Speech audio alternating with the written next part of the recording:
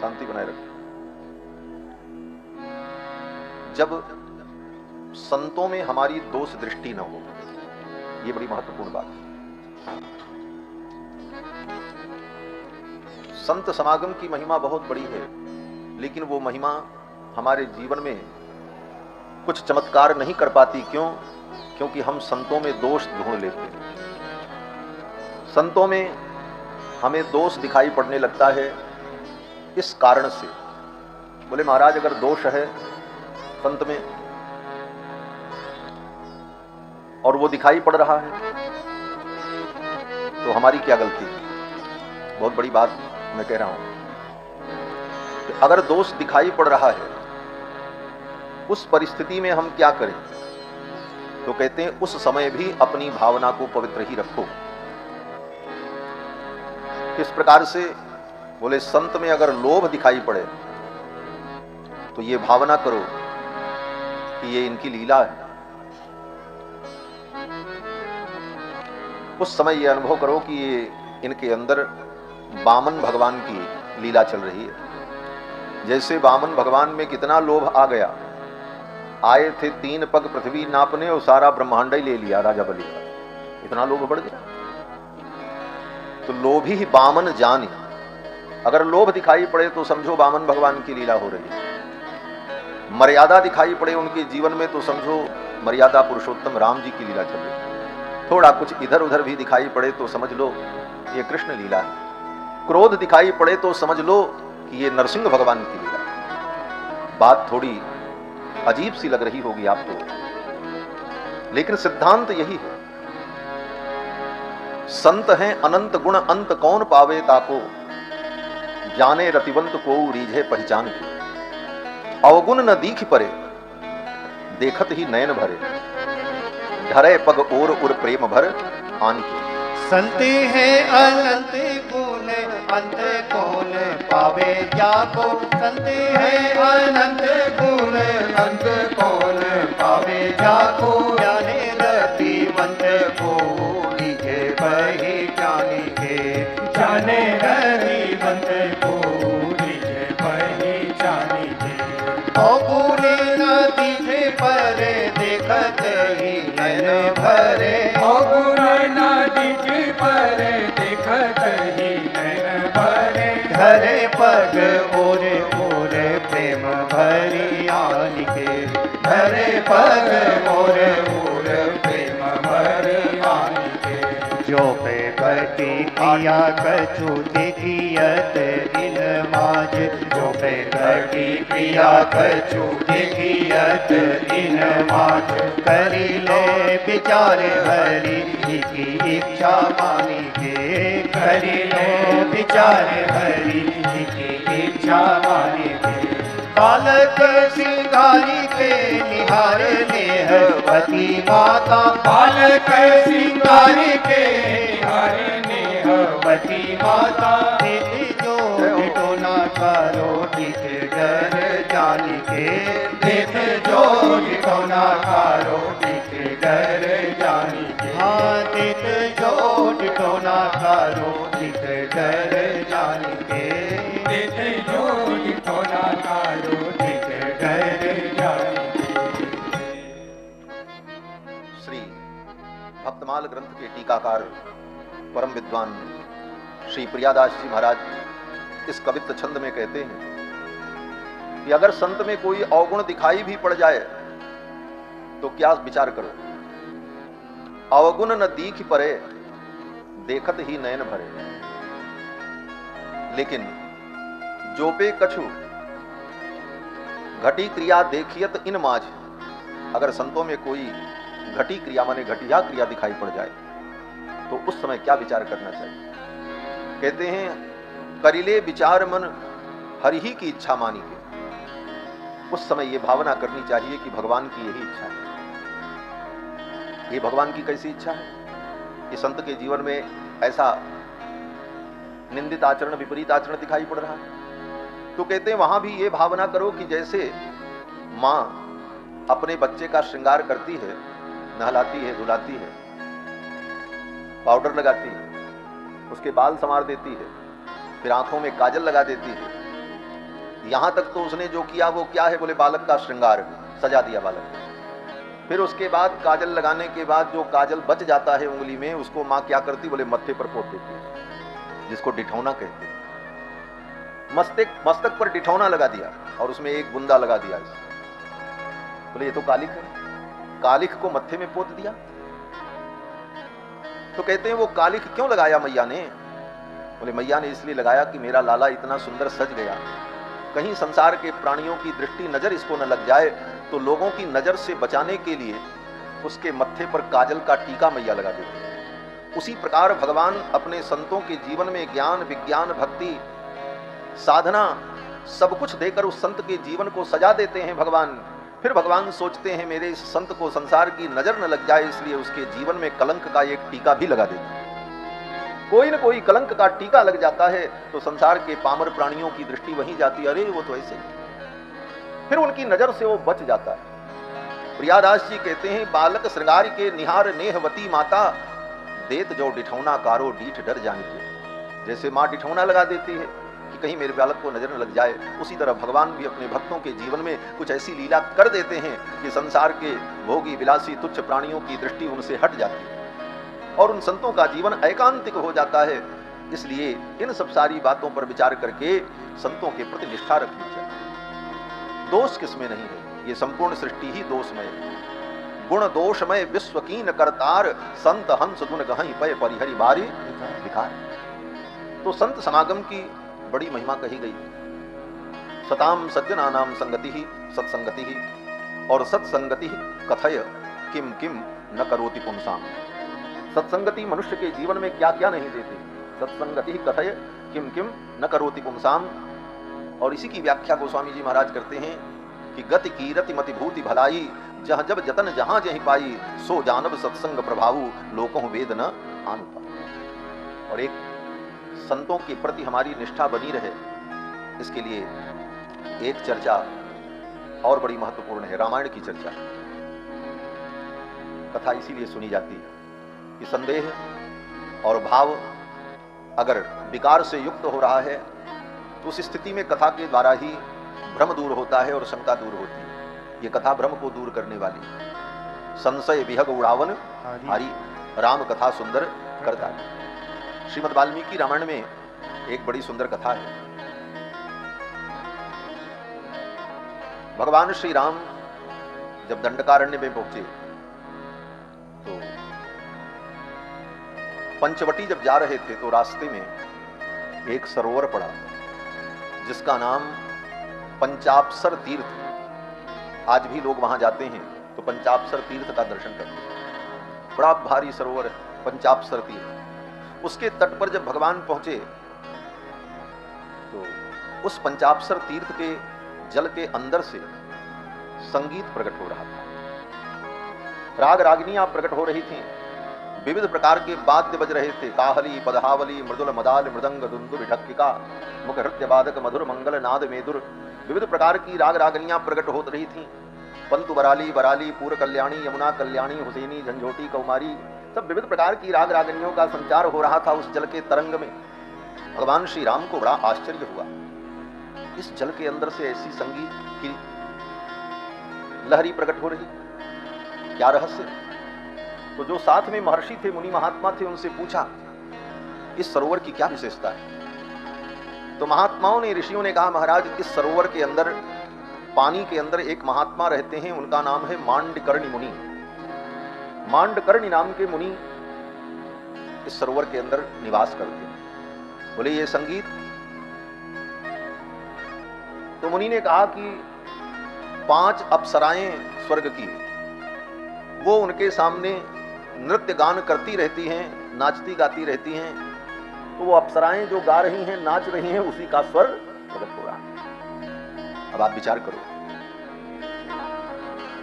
आज का कोई व्यक्ति होता तो कहता ये महात्मा है, इनके दरवाजे पर 5 अप्सरा नाच रही हो, चलो चलो।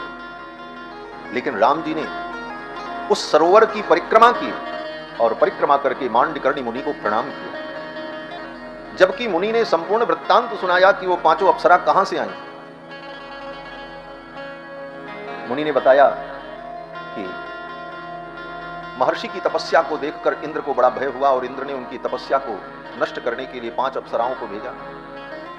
जैसे आजकल किसी की महिमा और प्रतिष्ठा को बढ़ने लग जाए तो लोग उसका स्टिंग ऑपरेशन करवाते हैं, बड़े बड़े सत्ता में बैठे लोग ही कराते हैं, तभी तो उसको, तो इंद्र भी शीर्ष पर बैठे, भेज दिया 5 अप्सराओं। अप्सराएं आई, महर्षि की तपस्या विचलित हो गई, अप्सराएं जाने लगीं तो महर्षि को क्रोध आ गया। महर्षि ने कहा, जब तपस्या को नष्ट कर दिया, अब तपस्या चली गई तो अब तुम भी जाओगी, अब तुम तो यहीं रहो, अन्यथा मैं शाप दे दूंगा और यहीं गाते बजाते रहो चुपचाप। फिर तो वो 5 अप्सराएं वहीं गाती बजाती रहीं। ये सब कथा सुनने के बाद भी राम जी की श्रद्धा में कहीं न्यूनता नहीं आई। आप कितनी उदात्त भावना ऋषि मुनियों के प्रति, संतों के प्रति राम जी की। प्रणाम किया मुनि को, मांडकर्ण भेज दिया। मेनका के आने पर विश्वामित्र जी की तपस्या विचलित हो गई। मेनका जब जाने लगी तो विश्वामित्र जी ने कहा, तपस्या नष्ट करके तुम जा रही हो, मैं शाप दे दूंगा। मेनका वहीं नष्ट करके तुम जा रही हो, मैं शाप दे दूंगा। मेनका वहीं चरणों में बैठ गई और 10 वर्षों तक मेनका उनके यहां रही। और उस काल में शकुंतला नाम की पुत्री उत्पन्न हुई, जिसका विवाह राजा भरत से हुआ, दुष्यंत से हुआ, जिनके पुत्र महाराज भरत हुए, जिनके नाम पर इस देश का नाम भारतवर्ष हुआ। ये सब कथा सदानंद जी ने राम जी को सुनाई, लेकिन इसके बाद भी राम जी के मन में थोड़ा भी विकार उत्पन्न, बोले हो सकता है राम जी के मन में विकार उत्पन्न हुआ हो, संकोच के कारण न बोले हो। कहते हैं उसका भी उदाहरण, जब बाली को मारने के लिए सुग्रीव ने कहा, तो सुग्रीव ने कहा, महाराज ये 7 ताल के वृक्ष जो हैं, एक बाण से आप गिरा दोगे तब मैं मानूंगा कि आप बाली को मार पाओ। राम जी ने कहा ठीक, धनुष पर बाण चढ़ाया। वो 7 ताल के वृक्ष, ताड़ के वृक्ष, ताड़ को ही ताल कहते हैं, एक लाइन से नहीं थे। अगर एक सीधे में होते तो कोई भी व्यक्ति बाण मार दे तो कटते चले जाएंगे। एक यहां था, एक यहां था, एक यहां था, एक यहां था, ऐसे ऐसे सर्पाकृति में। राम जी ने धनुष पर बाण चढ़ाया और कहा, देखो मेरे बाण का पराक्रम, और मेरे बाण में जो पराक्रम है वो मेरे गुरुदेव की कृपा है। कौन से गुरुदेव की?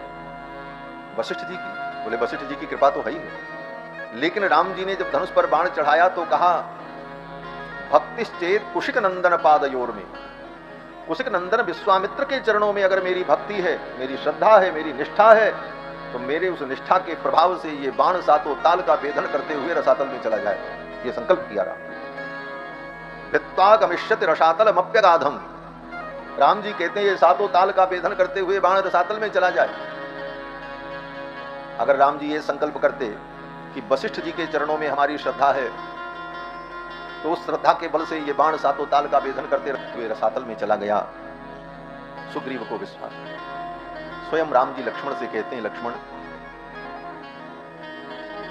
संतों के जीवन में अगर कोई उतार चढ़ाव दिखाई पड़े तो समझ लेना चाहिए ये उनका प्रारब्ध था।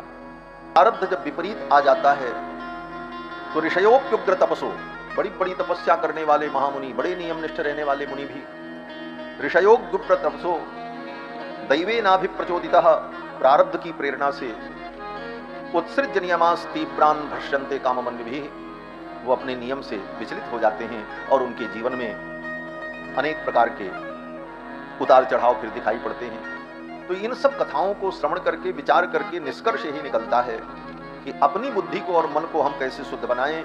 हमारी दोष देखने की जो प्रवृत्ति है वो प्रवृत्ति समाप्त हो। दोष देखोगे तो सृष्टि में कण कण में दोष है, कहां दोष नहीं। बिना दोष के सृष्टि नहीं बनी। गुण और दोष दोनों को मिलाकर के ही परमात्मा ने सृष्टि बनाई है। इसलिए हम दोष दर्शन न करके गुण दर्शन करें, यही सत्संग का महत्व है और सत्संग से यही दृष्टि हमें प्राप्त होती है और यही दृष्टिकोण हमें प्राप्त होता है। इसीलिए मुनियों ने कहा सत्संग बहुत दुर्लभ है, संत समागम हरि कथा तुलसी दुर्लभ होई होई। कल के प्रसंग में आप सभी लोगों ने श्रवण किया, भगवान ने रुक्मिणी का पाणी ग्रहण किया और फिर समय आने पर रुक्मिणी ने सुंदर पुत्र को जन्म दिया। पुत्र की प्राप्ति के लिए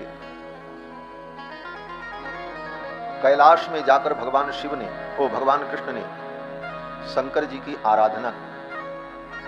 भगवान शंकर ने देखा द्वारिकाधीश मेरे आराध्य मुझे सम्मान देने के लिए मेरी तपस्या करने आ रहे हैं, मैं उनको क्या देने लायक हूं? तत्व की दृष्टि से, परंपरा की दृष्टि से विचार करें तो शंकर भगवान के पोता हैं, नाती पोता हैं। भगवान के पुत्र ब्रह्मा भगवान के नाभि से भगवान शंकर ने अपने तीसरे नेत्र से कामदेव को भस्म कर दिया, राख की ढेरी बन गया। कामदेव की पत्नी रोने लगी, अब मैं क्या करूं? भगवान शंकर ने कहा, आप जाओ प्रतीक्षा करो, जब द्वापर युग आएगा तब तुम्हारे पति भगवान कृष्ण के पुत्र बनकर के प्रकट होंगे, तब इनको शरीर की प्राप्ति होगी। जब जदुवंश कृष्ण अवतारा होई हरण महामहिमारा। जब जदुवंश कृष्ण अवतारा होई हरण महामहिमारा। कृष्ण तनय हुई है पति तोरा, बचन अन्यथा होई न मोरा। कृष्ण तनय हुई है पति तोरा, बचन अन्यथा होई न मोरा। बचन अन्यथा होई न मोरा। बचन अन्यथा होई न मोरा। रति देवी को ये वचन दिया था, तो कामदेव भगवान के पुत्र बनकर के आए और इनका नाम हुआ प्रद्युम्न। भगवान के जो प्रथम पुत्र हैं उनका नाम है प्रद्युम्न। ये कामदेव के अवतार हैं। भगवान के पुत्र कौन है? बोले कामदेव। यही भगवान की काम विजय लीला है। दुनिया में किसी भी व्यक्ति को पुत्र की प्राप्ति होती है तो काम के द्वारा होती है। काम संबंध न हो तो संतान उत्पन्न ही नहीं होती। संसार में पुत्र की प्राप्ति काम संबंध से होती। काम सबका बाप बन करके बैठता है। माता पिता की बुद्धि में काम जब विराजे तभी संतान पैदा हो, तो काम सबका बाप बन जाता है। भगवान ने कहा, जो काम सबका बाप है मैं उसका भी बाप हूं, काम को उत्पन्न करने वाला मैं। तो काम को भी भगवान ने अपना पुत्र बना लिया। यही काम विजय भगवान। वो पुत्र उत्पन्न हुआ उसी समय। कथा तो हम सब नहीं सुना पाएंगे, अब एक एक्सप्रेस गाड़ी चलानी पड़ेगी, सुपरफास्ट, तब सारी बात कह करके आज की कथा को विराम देंगे। कामदेव प्रद्युम्न बन करके प्रकट हुए। उसी समय संबरासुर नाम का एक दैत्य था। उसको वरदान था कि भगवान कृष्ण के पुत्र से उसकी मृत्यु होगी। उसने अपनी माया के द्वारा भगवान के पुत्र को छठे दिन ही प्रसूतिकागार से गायब कर दिया, मायावी था, और ले जाकर के समुद्र में फेंक दिया। भगवान के पुत्र को भगवान के महल के अंदर से कोई उठा ले, क्या यह संभव है? संभव नहीं। एक असुर में क्या, ब्रह्मादिक देवता में भी यह सामर्थ्य नहीं हो सकती। ब्रह्मादिक देवता भी जिन भगवान के सामने क्या हैं? बोले जैसे लाइट जलने पर छोटे छोटे कीड़े, पतंग जिनको कहा जाता है, उनका जो अस्तित्व है, उसी प्रकार भगवान के सामने देवताओं का अस्तित्व है। क्षुद्रा रुद्र पितामह प्रभृतय कीटा समस्तासुरा। 33 कोटि देवता भगवान के सामने कीड़े और भुनगे के समान। उन भगवान के अंतःपुर से उनके पुत्र को कोई असुर उठा ले जाए? बोले तब, बोले यह भी भगवान के संकल्प लीला के अंतर्गत। भगवान का ही ये संकल्प है, ऐसी ही भगवान करना चाहते हैं। इसलिए भगवान की जो लीला होती है ना, वो न किसी के शाप के कारण होती है, न किसी के वरदान के कारण होती है। भगवान की लीला में कोई कारण नहीं होता, स्वयं भगवान की इच्छा हुई। राम जी का अवतार हुआ तो गोस्वामी जी ने वर्णन किया। राम जी का अवतार क्यों हुआ? बोले नारद जी के शाप के कारण हुआ, स्वयंभू मनु शत्रुपा के तपस्या के कारण हुआ, सनकादिकों के शाप के कारण हुआ, वृंदा के शाप के कारण हुआ। सब कथा सुनाई, लेकिन वो सब बहाना है। भगवान के अवतार का कारण क्या है? बोले स्वयं भगवान की इच्छा। जब भगवान प्रकट हुए उस समय गोस्वामी जी कहते हैं, निज इच्छा निर्मित तनु माया गुण निज इच्छा। तो जो भी लीला होती है वो भगवान की निज इच्छा ही है। तो भगवान की ऐसी ही इच्छा थी। इसीलिए कुछ भी होता है तो महात्मा यही कहते हैं, राम जी की इच्छा। जो कुछ हो रहा है वो सब राम जी की इच्छा ही से तो हो रहा। ना आपकी इच्छा से हो रहा, ना हमारी इच्छा से हो रहा है, न किसी की इच्छा से। इस बात को जिसने ठीक ठीक समझ लिया, ऐसे संत हर शब्द में यही प्रयोग करते, राम जी की इच्छा। आज भी जो पुराने टकसाली साधु महात्मा होते हैं, वो जब आवे तो उनसे पूछो महाराज कब पधारे, बोले बस राम जी की इच्छा से अभी आए।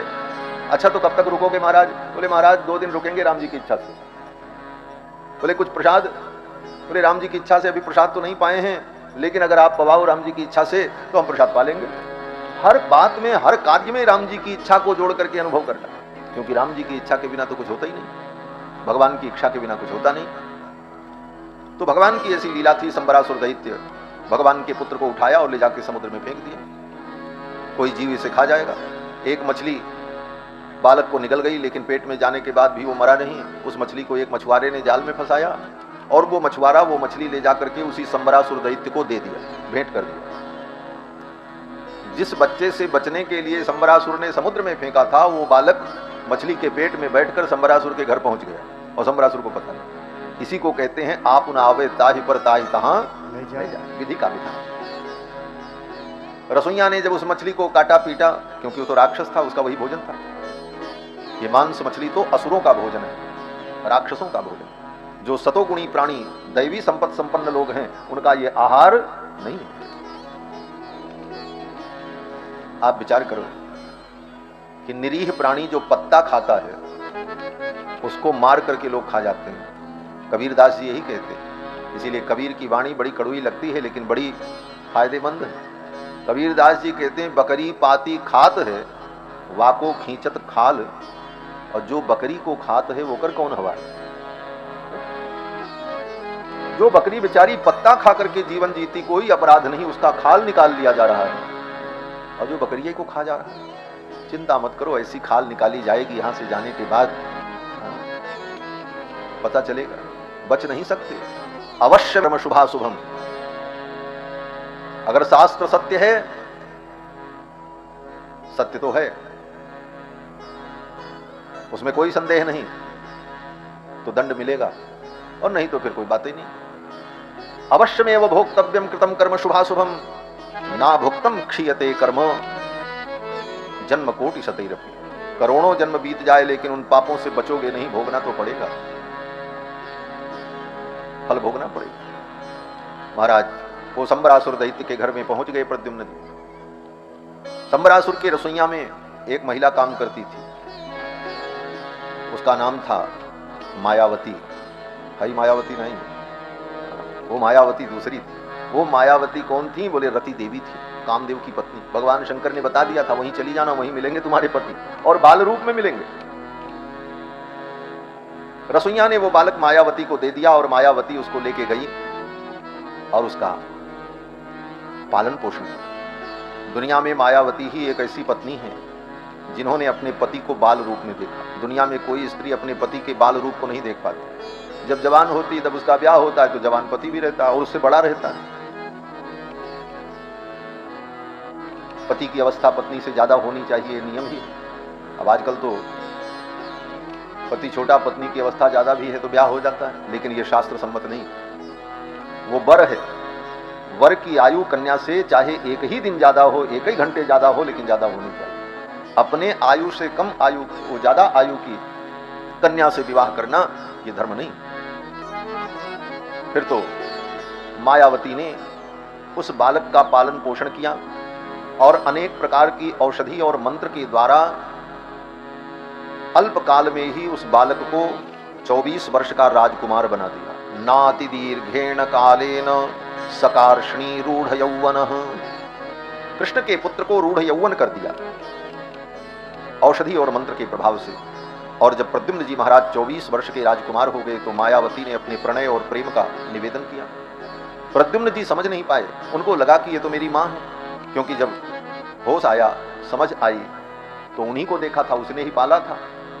तो प्रद्युम्न जी ने कहा कि मातृभावम अतिक्रम्य वर्तसे कामिनी यथा, मातृभाव छोड़ करके कामिनी जैसा व्यवहार क्यों करती हो, आप तो मेरी मां हो। मायावती हंसने लगी। मायावती ने कहा मैं आपकी मां नहीं हूं। बोले तब?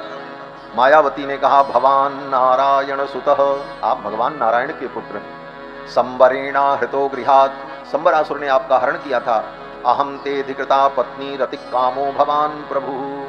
मैं आपकी पत्नी रति देवी हूँ और आप मेरे पति कामदेव हैं। आप अपने स्वरूप का स्मरण करें, आपके द्वारा ही ससुर का वध होगा, आप इसे मारिए और फिर हम लोग द्वारिका चलें। फिर तो प्रद्युम्न जी को सब कुछ याद आ गया, भगवान की विभूति हैं, भगवान के अंश हैं। उसी समय उनके सारे अस्त्र शस्त्र प्रकट हो गए और प्रद्युम्न जी महाराज ने संबरासुर को ललकारा, उससे युद्ध करके उसे मार दिया और अपनी पत्नी रति देवी को लेकर के प्रद्युम्न जी महाराज द्वारिकापुरी आ गए। भगवान का विवाह हो गया, भगवान के पुत्र का विवाह हो गया। लेकिन अभी भगवान के कृष्ण की लीला बड़ी टेढ़ी है और बड़ी अद्भुत है। बेटे का विवाह हो गया, घर में बहू आ गई और ससुरा जी के ब्याह की अभी लाइन लगी हुई है। इसके बाद 16,107 विवाह भगवान के। राजा परीक्षित ने कहा, गुरुदेव भगवान के और जो विवाह हुए उनकी कथा आप हमें सुनाओ। तो सुखदेव जी ने कहा, राजन द्वारिका में एक क्षत्रिय थे, उनका नाम सत्राजित था। सूर्य भगवान के भक्त थे। सूर्य भगवान ने उनको एक मणि दी थी, स्यमंतक मणि उसका नाम था। उस मणि से 8 भार सोना रोज निकलता था और उसी सोने से सत्राजित अपना खूब वैभव बढ़ा रहे थे। एक दिन भगवान ने कहा, वो मणि आप राजकोष में खजाने में जमा कर दो, ऐसी मणि तो राजा के कोष में होनी चाहिए।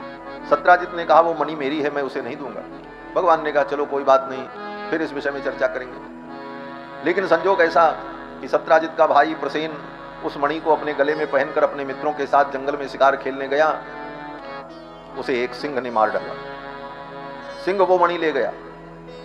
आगे जाने पर उस सिंह को एक रीछ ने, भालू ने मार डाला और मणि लेकर के वो भालू चला गया। सत्राजित का भाई प्रसेन लौट करके जब नहीं आया तो सत्राजित को संदेह हुआ, कृष्ण मणि मांग रहे थे, हमने मणि नहीं दी, कहीं ऐसा तो नहीं कृष्ण ने ही मेरे भाई को मार दिया हो और मणि ले ली। और ये बात सत्राजित ने अपने घर में कही, लेकिन ये बात धीरे धीरे कानों कान भगवान के पास पहुंची। तो भगवान ने द्वारिका की सुधर्मा सभा बुलाई। द्वारिका की जो सभा है उसका नाम है सुधर्मा। और उस सभा के भगवान भी एक सांसद है, राजा तो महाराज उग्रसेन, और सत्राजित भी उस सभा के सांसद थे, सदस्य थे। जब सभा हुई तो सभा में भगवान श्री कृष्ण ने कहा, सत्राजित ने मेरे ऊपर संदेह किया है, यद्यपि मणि मैंने नहीं चुराई है और न मेरे पास है, न मुझे पता है, लेकिन इस आरोप से मैं तब मुक्त हो पाऊंगा जब वो मणि पता चल जाए कि मणि है कहां आखिर। और जब तक उस मणि का पता न लगे तब तक मैं इस सभा की सदस्यता का त्याग करता हूं। जिसके ऊपर आरोप लग जाए उसे अपने वैधानिक पद से त्याग पत्र दे देना चाहिए। ये भगवान की विशुद्ध राजनीति थी। सुधर्मा सभा की सदस्यता त्याग दी भगवान कृष्ण ने। जब तक मैं कलंक मुक्त नहीं हो जाता तब तक सभा में नहीं आऊंगा। और आज के लोग कहते, महाराज हमारा राज हो तो हम राम राज्य ला देंगे। कहां से राम राज्य लाओगे? मुकदमे पर मुकदमे चढ़े हैं और उसके बाद भी चुनाव लड़ते रहो और जीतते रहो और गद्दी पर बैठे रहो। ये कली की राजनीति है, कलयुग की राजनीति। शुद्ध राजनीति तो राम जी की और कृष्ण की। भगवान कृष्ण ने कहा, जब तक कलंक से मैं मुक्त नहीं होता मैं सभा में नहीं आऊंगा।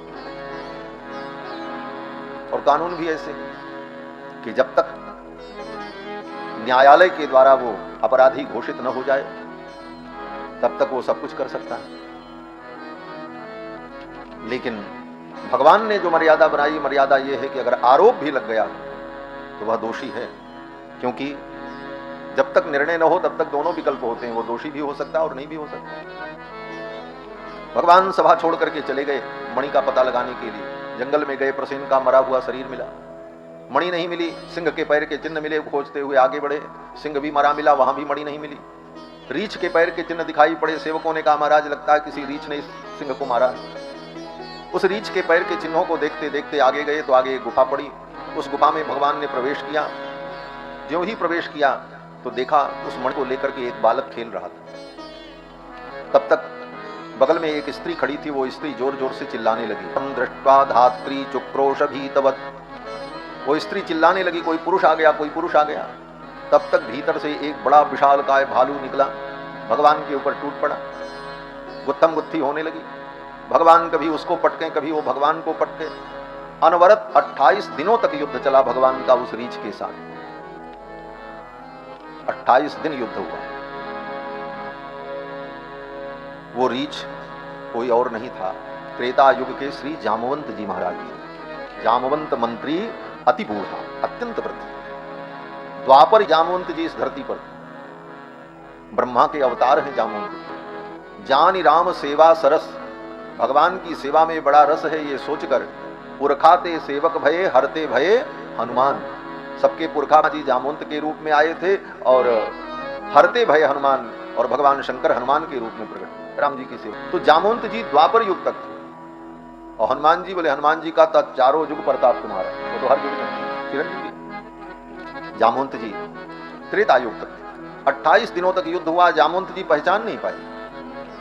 भगवान के ऊपर तो कोई प्रभाव नहीं पड़ा, भगवान का स्वरूप, उनकी प्रसन्नता, उनकी ऊर्जा यथावत बनी रही 28 दिन लड़ने के बाद भी। लेकिन जामवंत जी 28 दिन बीतते बीतते ढीले हो गए महाराज। पसली पसली दर्द करने लगी, हड्डियां दर्द करने लगी, इतनी मुष्टिका का प्रहार भगवान ने किया। यद्यपि जामवंत जी ने भी किया था, लेकिन भगवान तो निर्विकार हैं, उनके अंदर कोई विकार होता ही नहीं। 28वें दिन जामवंत जी की दृष्टि भगवान की छाती पर गई। देखा भगवान के वक्षस्थल पर भृगु जी के चरण का चिन्ह बना था। विप्रपादाब्ज चिन्हम, महर्षि भृगु के चरण का चिन्ह बना था भगवान के वक्ष पर, और कौस्तुभ मणि, श्रीवत्स चिन्ह और गले में बनमाला। ये 4 चिन्ह जो भगवान के वक्ष पर हैं, ये परतत्व सूचक है। परम तत्व कौन है, सुप्रीम पावर कौन है? बोले जिसके वक्ष पर कौस्तुभ मणि हो, जिसके गले में बनमाला हो, जिसके वक्ष पर श्रीवत्स का चिन्ह हो और जिसके वक्ष पर भृगु जी के चरण का चिन्ह हो। इतने चिन्ह जहां हो उनको भगवान का अवतार माना जाता है। राम जी को भगवान इसीलिए माना जाता है, कृष्ण भगवान को भगवान इसीलिए कहा जाता है क्योंकि वो सब चीजें इन अवतारों में दिखाई पड़ती। अब आजकल के मूर्ख लोग साईं को भी भगवान मान ले, साईं भी भगवान, तो कहां साईं में ये सारे चिन्ह है? और भगवान होता कौन है? शास्त्र जिसको भगवान कहेगा वो भगवान होता। किसी शास्त्र में साईं का वर्णन नहीं हो, भगवान कहां से हो सकता? लेकिन कलयुग है, मनमुखी भक्ति, मनमुखी धर्म व्यक्ति को पतन की ओर ले जाता है। महाराज हम तो सब बोल देते हैं, किसी को बुरा लगे चाहे अच्छा लगे, ज्यादा से ज्यादा होगा, बुरा लगेगा तो दोबारा कथा नहीं कराएगा, उल्टा करेगा, इससे ज्यादा तो कुछ होगा। लेकिन जो सत्य है वो बताना चाहिए। गुरु आचार्य अगर सत्य न बोलें तो धर्म नष्ट हो जाता है, और सत्य बोलने के लिए बहुत साहस करना पड़ता है, चापलूसी से मुक्त होना पड़ता है। नहीं तो चापलूसी और मक्खनबाजी करके लोग कहां से कहां पहुंच जाते हैं। लेकिन चापलूसी और मक्खनबाजी से जो बच जाए वही सत्य बोलने का साहस रखता है, और सत्य वही बोल सकता है। बंधुओं, मैं निवेदन कर रहा था कि श्री जामवंत जी महाराज ने जब इन सारे चिन्हों को देखा तो जान गए ये तो भगवान। चरणों में गिर करके प्रार्थना की, हे भगवान मुझसे अपराध हो गया, मैंने बहुत बड़ी भूल की, आपके ऊपर प्रहार किया। भगवान ने कहा चिंता मत करो, आपकी इच्छा को पूर्ण करने के लिए मैंने ये लीला की। जामवंत जी ने कहा मेरी इच्छा? बोले हाँ, आप भूल गए, त्रेता युग में आपने इच्छा की थी कि मैं आपके साथ युद्ध करूं तो अपनी थोड़ी कला दिखाऊं, तो उस समय मैंने मना कर दिया था। मैंने कहा द्वापर युग आएगा तब आपकी शिक्षा को पूर्ण करूंगा, इसीलिए आपकी शिक्षा को पूर्ण करने के लिए मैं आया। फिर तो जामवंत जी बड़े प्रसन्न हुए, चरणों में गिर करके प्रणाम किया। भगवान ने कहा इस मणि के लिए आए हैं। जामवंत जी ने कहा महाराज ये मणि तो मैं आपको दे दूंगा, लेकिन मेरा एक निवेदन है। बोले क्या?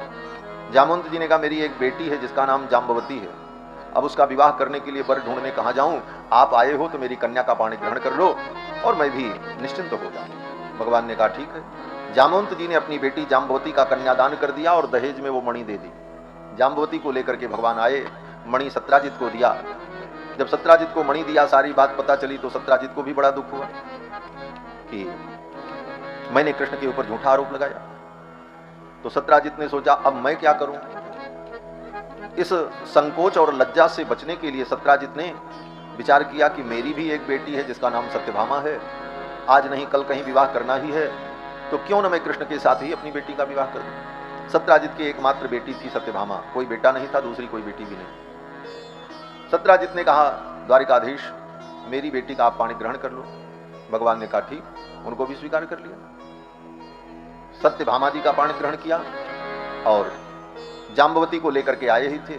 फिर द्वारिका में मंडप का निर्माण हुआ, सहनाई बजी और एक मंडप में 2 पत्नियों के साथ भगवान ने पाणी ग्रहण किया।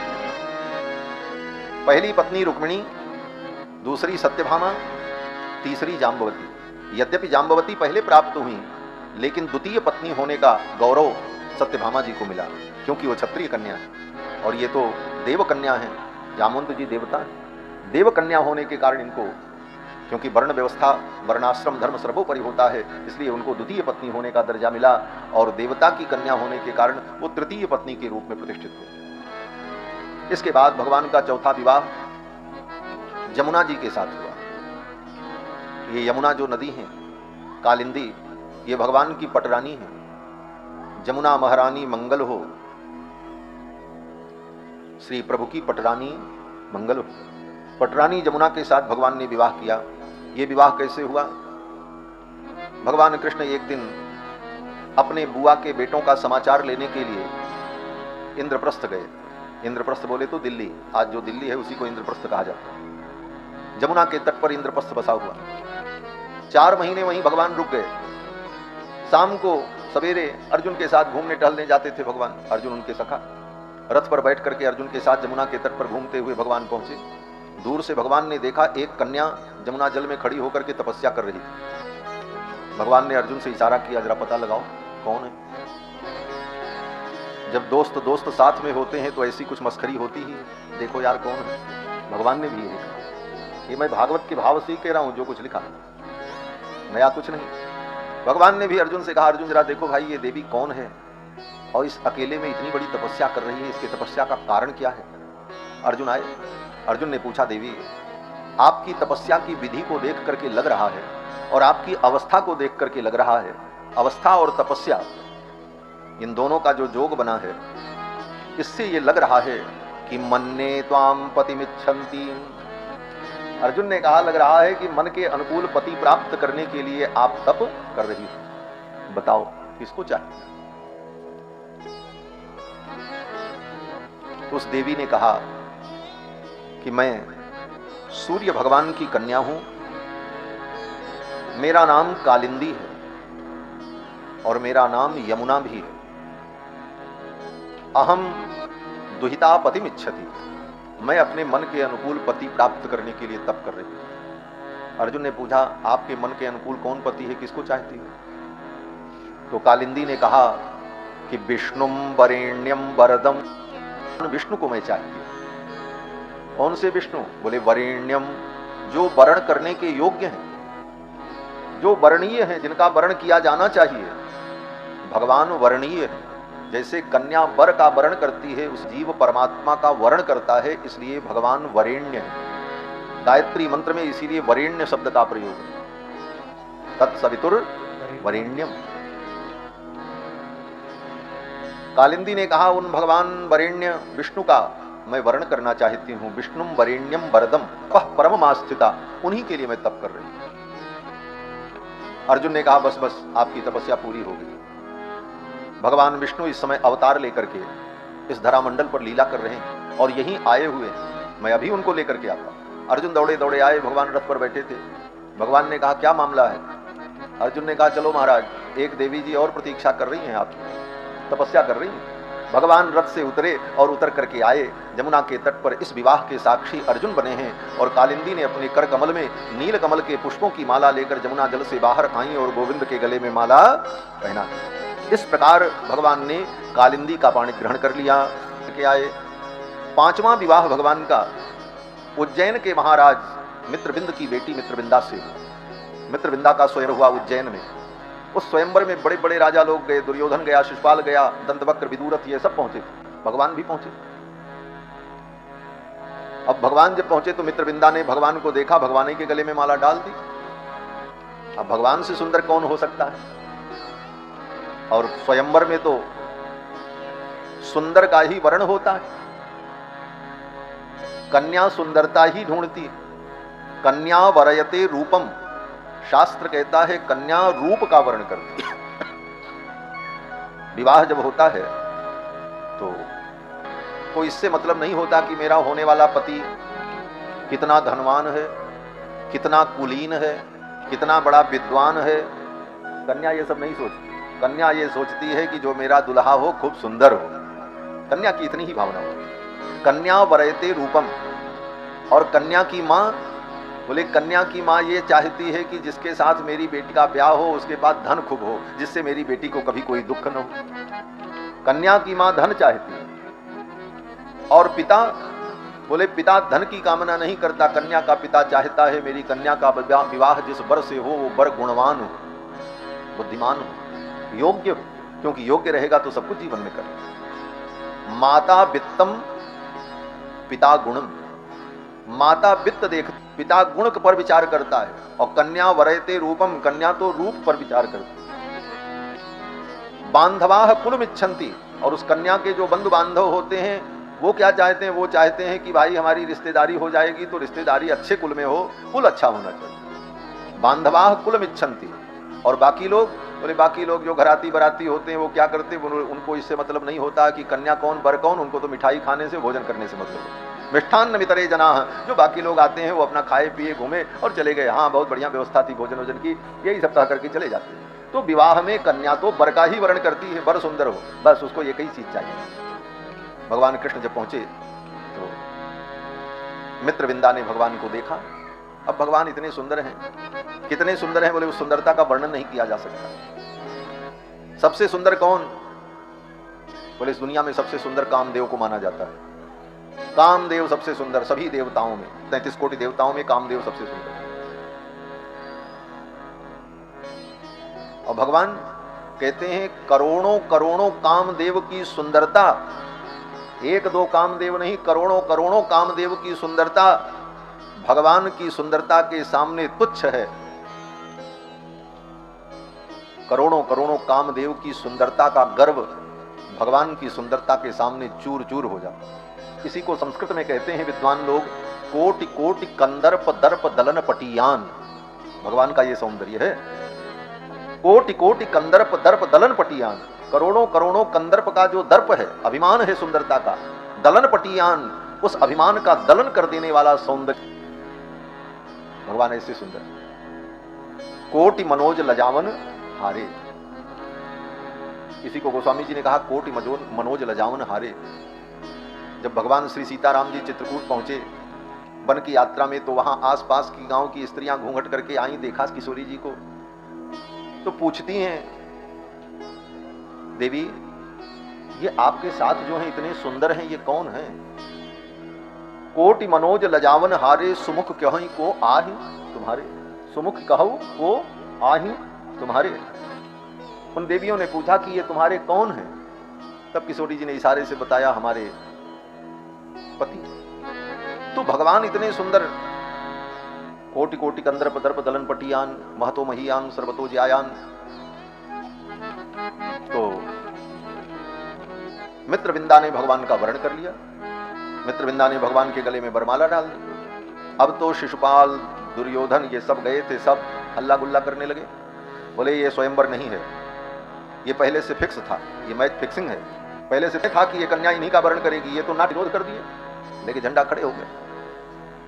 भगवान ने कहा कुछ नहीं, मित्रविंदा ने मेरा वर्ण किया तो मैं मित्रविंदा को ले जाऊंगा। सब लड़ने को आए, सबको परास्त करके मित्रविंदा को लेकर के भगवान द्वारिका चले आए और उनका पाणी ग्रहण किया। इन कारणों से भी भगवान के इतने शत्रु बन गए थे। शत्रु बनने के 3 कारण होते हैं, जर, जोरू और जमीन।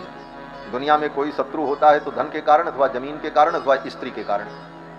ये 3 जकार बड़े खतरनाक हैं, जर, जोरू, जमीन। ये दुर्योधन इत्यादि भगवान के विरोधी क्यों बन गए? यही कारण था, जहां भगवान पहुंच जाते तो राजकन्या भगवान का वर्ण कर लेती, भगवान का ब्याह हो जाता और ये सब बेचारे मुंह लटकाए भागाते। तो इनको बड़ी, इस कारण से सब भगवान के विरोधी बन गए। पिछले विवाह में भी यही हुआ, शिशुपाल के साथ तो विवाह तय था और वहां भी भगवान पहुंच गए और ऐसा भेड़ मार दिया कि सब काम बिगड़ गया। लेकर के चले आए रुक्मिणी को। यहां भी सब पहुंचे थे, शिशुपाल ने सोचा चल के यहां ही मेरा विवाह हो जाए, वहां भी भगवान पहुंच गए। मित्रविंदा ने भगवान के गले में माला डाल दी, वहां से लेके चले आए सबको। अब तो इस प्रकार भगवान का 5वां विवाह मित्रविंदा के साथ हुआ। 6वां विवाह भगवान श्री कृष्ण का अयोध्या में हुआ। आपको उस समय अयोध्या के राजा महाराज नग्नजित थे, उनका नाम था नग्नजित। और उन्होंने अपनी बेटी सत्या का स्वयंवर किया और उस सत्या के स्वयंवर में बड़े बड़े राजा आए थे। भगवान इस स्वयंवर में आए तो थे, लेकिन विवाह के उद्देश्य से नहीं आए थे। 5 विवाह तो हो ही चुका था भगवान तो इस उद्देश्य से अयोध्या के महाराज नग्नजित के बिटिया के स्वयंवर में आए कि इसी बहाने में अपनी जन्मभूमि, अपनी पूर्व लीला स्थली अयोध्या का दर्शन कर लूंगा। इस भाव से भगवान कृष्ण आए, क्योंकि राम ही तो कृष्ण है। रामकृष्ण में तत्वतः कोई अंतर नहीं है। ये तो आजकल के कुछ मूर्ख लोग कहते हैं राम अलग है कृष्ण अलग है। तत्वतः कोई अंतर नहीं है। शास्त्र में, पुराणों में सब वर्णन है। एक दिन कन्हैया को नींद नहीं आ रही थी तो मैया कहानी सुना रही थी। बच्चों को नींद नहीं आती है तो माँ कथा सुनाती, कहानी सुनाती, तो बच्चे हूं हूं करते करते सो जाते। तो मैया कहानी क्या सुना रही थी? बोले राम कथा की कहानी सुना रही थी। कृष्ण भगवान लेटे थे बिस्तर पर, मैया बगल में बैठकर सिर सहला रही थी यशोदा, और कथा सुना रही थी। एक राजा थे, उनका नाम दशरथ था, उनकी 3 रानियां थीं, उनके पुत्र राम थे। राम भगवान कृष्ण कहते सुनते रहे। फिर वनवास का वर्णन किया, और वनवास में जब प्रसंग आया कि राम जी की पत्नी का रावण ने हरण कर लिया, इतना सुनते ही कृष्ण भगवान उठ करके खड़े हुए और कहा, लक्ष्मण लाओ मेरा धनुष। तत्व में अगर भेद होता तो कृष्ण ऐसी लीला कर, तत्व तो वही है। कृष्ण ने कहा, लाओ लक्ष्मण मेरा धनुष, देखता हूं कौन रावण मेरी सीता को ले जा सकता है। मैया यशोदा तो घबरा गई, ये क्या हो गया मेरे बालक को। फिर तो भगवान भी सावधान हो गए, अरे ये लीला तो द्वापर युग की है, वो त्रेता युग की है, अभी तो द्वापर युग चल रहा है। तो ये अभेद है कृष्ण और राम में। अगर कोई कृष्ण और राम में भेद मानता है तो बहुत बड़ा अपराध कर रहा है। जो कृष्ण है वही नारायण है, वही अच्युत है। अच्युतम केशवम राम नारायणम कृष्ण दामोदरम वासुदेवम हरिम श्रीधरम माधवम गोपिका वल्लभम जानकी नायकम रामचंद्रम, वही रामचंद्र सब हैं। तत्व में कोई भेद नहीं। फिर तो भगवान अयोध्या इसीलिए आए स्वयंवर में कि अयोध्या का दर्शन करें। आए और अयोध्या की गलियों में घूमे, दर्शन किया, महाराज के अतिथि हुए। जब अतिथि हुए भगवान कृष्ण, तो यहाँ के राजा जो नग्नजित थे, उनकी बेटी सत्या ने जब भगवान को देखा झरोखे से, मुग्ध हो गई। सत्या ने कैसे न कैसे संदेश पहुंचा दिया भगवान के पास, हे द्वारिकाधीश मुझे भी अपने चरणों की दासी बना लो। भगवान ने सोचा आए थे स्वयंवर देखने, और यहां भी क्या करें, कन्हैया का तो भाग्य ऐसे ही रहते हैं, वहीं सब उनका समादर करते हैं और सब उनसे प्रेम करते हैं। भगवान श्री कृष्ण ने कहा, अगर ऐसी बात है तो ठीक है। नरेंद्र यांचा कविभिर विगर्हिता। भगवान राजा नग्नजित के सन्निकट गए और कहा, राजन नहीं करनी चाहिए, क्षत्रिय कभी याचक नहीं होता। क्षत्रियों के लिए याचना की निंदा की गई है। नरेंद्र यांचा कविभिर विगर्हिता, कवियों ने, विद्वानों ने, क्षत्रिय होकर मैं अपने धर्म का त्याग करते हुए आपसे याचना करता हूं कि आप अपनी बेटी सत्या का कन्यादान कर दें मुझे। महाराज नग्नजित के तो रोम रोम कंटकायित तो हो गए, रोमांच हो गए। स्वयं द्वारिकाधीश मेरी कन्या की याचना कर रहे हैं, ये तो मेरा महत् सौभाग्य है। महाराज नग्नजित ने कहा, मैं आपको ही कन्यादान करूंगा, लेकिन मेरी एक प्रतिज्ञा है, उस प्रतिज्ञा को आप पूर्ण कर दें तो मेरा। महाराज नग्नजित ने कहा, मेरी प्रतिज्ञा है कि जो वीर इन 7 साणों की नाक में डोरी लगा देगा, इनको नाथ देगा, उस वीर के साथ मैं अपनी बेटी का विवाह करूं। ये प्रतिज्ञा आप पूरा कर दो, मैं अपनी कन्या का दान कर दूं। भगवान कृष्ण ने कहा ठीक। भगवान श्री कृष्ण ने अपने पीतांबर को अपने कमर में बांधा, हाथ में डोरी ली और उस घेरे के अंदर प्रविष्ट हुए। भगवान को देखते ही 7 साण शांत हो गए। वो 7 साण धर्म के स्वरूप थे, और भगवान धर्म के स्वामी हैं, धर्मस्य प्रभुरच्युतम्। अपने स्वामी को देखकर वो 7 वृषभ शांत हो गए, और भगवान ने उस समय 7 रूप धारण कर लिया। भगवान के श्री विग्रह से 3 कृष्ण इधर प्रकट हुए, 3 कृष्ण इधर प्रकट हुए। आप अपने को 7 रूपों में बना दिया भगवान गोविंद ने, और एक ही बार में, एक ही काल में, एक कालावच्छेदेन 7 साणों की नाक में डोरी लग गई। इस पराक्रम को देखकर महाराज नग्नजित बड़े प्रसन्न हुए और अपनी बेटी सत्या का कन्यादान कर दिया। सत्या जी को लेकर के भगवान द्वारिका पधारे। इस ब्याह में भगवान को खूब दहेज, बाकी ब्याह में तो मार 16,100 राजकन्या, तो वहां क्या देखते हैं? बोले ब्राह्मण लोग, संत लोग बैठे हैं, भंडारा चल रहा है, सत्यभामा जी पूड़ी मालपुआ ला करके दे रही हैं और भगवान झुक झुक करके परोस रहे हैं उन ब्राह्मणों को, ऋषियों को, और भोजन करा रहे हैं। नारद जी ने प्रणाम किया, आगे महल में पहुंचे, जाम्बवती के महल में पहुंचे तो क्या देखा? बोले जाम्बवती के पुत्र शाम्ब को अपनी गोद में लेकर के भगवान खिला रहे हैं, बगल में जाम्बवती बैठी हैं और जाम्बवती के पुत्र को गोद में लेकर के उसका दुलार और लाड कर रहे हैं अपने बेटे का। नारद जी ने प्रणाम किया। कालिंदी के महल में पहुंचे तो क्या देखते हैं? बोले उधर सिंहासन पर भगवान बैठे हैं, इधर कालिंदी बैठी हैं, बीच में चौसर बिछी हुई है और दोनों बाजी चला रहे हैं महाराज, खेल चल रहा है चौसर का। भगवान इधर से जो है गोटियों को फेंकते, फिर उधर से कालिंदी फेंकती, और जब जीत जाती कालिंदी तो कहते हैं प्रभु आप हार गए, हार गए। तो भगवान कहते हैं नहीं, अगली बाजी में मैं जीतूंगा। और ये प्रतिस्पर्धा चल रही थी और भक्त लोग दास दासी सेवा में लगे थे। नारद जी ने कहा अद्भुत लीला है। जिस जिस महल में नारद जी गए तत्त महलों में भगवान को कुछ न कुछ करते हुए पाया और अपनी पत्नी के साथ। अनेक रूप रूपाय विष्णवे प्रभ विष्णवे, ये कृष्ण का चरित्र है। ये अरे गहरे नत्थु खैरे लोग कहते हैं भगवान ने 16,000 ब्याह किया, वो भगवान हो सकता? अरे पहले पढ़ो भागवत, शास्त्र पढ़ो, और नहीं पढ़ सकते तो किसी महापुरुष के चरणों में बैठ करके सुनने का अभ्यास बनाओ। हाँ, सारी शंकाएं दूर हो जाए। ऐसी लीला भगवान ही कर सकते हैं। किसी व्यक्ति ने कहा, हमारे पूज्य स्वामी जी महाराज कहा करते थे, किसी व्यक्ति ने कहा 16,108 विवाह करने वाला भगवान नहीं हो सकता, वो तो भोगी होगा। तो हमारे स्वामी जी ने उत्तर दिया 16,108 विवाह करने वाला ही भगवान होगा, हम सिद्ध कर सकते हैं। बोले कैसे? बोले सोचो, एक विवाह व्यक्ति का होता है तो जीवन भर उसको ताना सुनना पड़ता है। बुरा मत मानना, आप कहोगे इतना अनुभव कहां से आपको है, आप तो साधु बाबा। बोले संसार में हम भी घूमते हैं, देखते हैं सबके घर घर की कहानी। जीवन भर पति को ये ताना सुनना पड़ता है, पत्नी को कितना भी कुछ दे पत्नी यही कहती क्या किया आपने हमारे लिए। ये शिकायत जीवन भर बनी रहती। पत्नी की सारी मांग को वो पूरी नहीं कर पाता, जबकि समाज में वो प्रतिज्ञा करता है। क्या प्रतिज्ञा करता है? बोले पत्नी की मांग भरता है। दोनों पक्ष के लोग बैठते हैं और मंडप में वो पत्नी की मांग को भरता है सिंदूर से। वो मांग भरने का मतलब क्या है?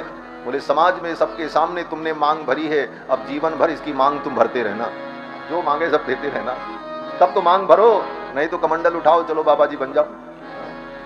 मांग भरने का यही मतलब है कि उसकी हर मांग पूरी करो। और जीवन भर व्यक्ति पूरी नहीं कर पाता, पत्नी की शिकायत बनी ही रहती है, क्या किया इन्होंने मेरे। और दो विवाह अगर कर लो, दो विवाह कर लो महाराज, तो खोपड़ी के एक बाल नहीं बचेंगे, समय से पहले ही सब बाल चले जाए। 3 विवाह महाराज दशरथ ने किया, परिणाम बोले राम जैसे आज्ञाकारी पुत्र को, धर्मात्मा पुत्र को जंगल भेजना पड़ा और रो रो करके प्राण का त्याग कर देना पड़ा। और 16,108 विवाह करने वाले कृष्ण चैन की बंसी बजा रहे हैं, उनके चेहरे पर सिकन नहीं। ऐसी लीला तो भगवान ही कर सकते हैं, मनुष्य नहीं कर सकते। ये सामर्थ्य तो भगवान के अंदर है और किसी के अंदर नहीं। और एक एक पत्नी से 10-10 पुत्र, और वो पुत्र भी भगवान के संकल्प से उत्पन्न हुए, सांसारिक विधि से नहीं हुए। भगवान के संकल्प मात्र से एक एक पत्नी से 10-10 पुत्रों की उत्पत्ति हुई। ये कृष्ण का चरित्र बड़ा अद्भुत है। बहुत सारी कथाएं हैं और सबसे बड़ी विशेषता 16,108 पत्नियों में किसी से भगवान की कभी लड़ाई नहीं हुई। भगवान तरसते रह गए कृष्ण कि कभी मेरी पत्नी मुझसे झगड़ा करे। भगवान को इसकी एक लालसा उत्पन्न हुई। भागवत में एक कथा है, भगवान सोचने लगे पत्नी जब नाराज होकर के झगड़ा करती है तो कैसी लगती है, उस समय उसका मुख कैसा होता है, उसकी आंखें कैसी होती हैं क्रोध में। यह देखने की इच्छा भगवान को हुई, लेकिन कोई पत्नी भगवान पे कभी क्रोध करती नहीं थी, झगड़ा ही नहीं होता। तो एक दिन भगवान ने योजना बनाई कि आज मैं कुछ ऐसा काम करूं कि झगड़ा हो जाए। और हुआ ये कि भगवान पलंग पर बैठे थे, रुक्मिणी जी बगल में खड़ी होकर के पंखा कर रही थी, सखियां अगल बगल खड़ी थी, दासियां खड़ी थी। भगवान ने रुक्मिणी की ओर देखा और कहा, देवी बहुत दिन से मैं सोच रहा हूं कि आपसे कहूं, अगर आपको बुरा न लगे तो एक बात कहूं। रुक्मिणी जी ने कहा, हाँ प्रभु आज्ञा करें।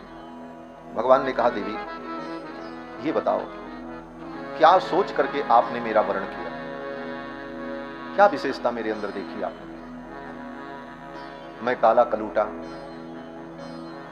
आप इतनी सुंदरी, मेरे इतने शत्रु धरती पर, उन शत्रुओं के भय से भागकर समुद्र में द्वारिकापुरी बना करके छिप करके रहता हूं। तुम राजा की बेटी और मेरे बाप का आज तक पता नहीं चला कौन है। सही में भगवान के बाप का कोई पता ही नहीं, क्यों बोले भगवान का कोई बाप होता ही नहीं, भगवान सबके बाप है, भगवान का कोई पिता हो ही नहीं सकता। भगवान ने कहा कि आज तक मेरे पिता का निर्णय नहीं हो पाया। कुछ लोग कहते हैं मैं वसुदेव का बेटा हूं, कोई कहता नंद का बेटा है।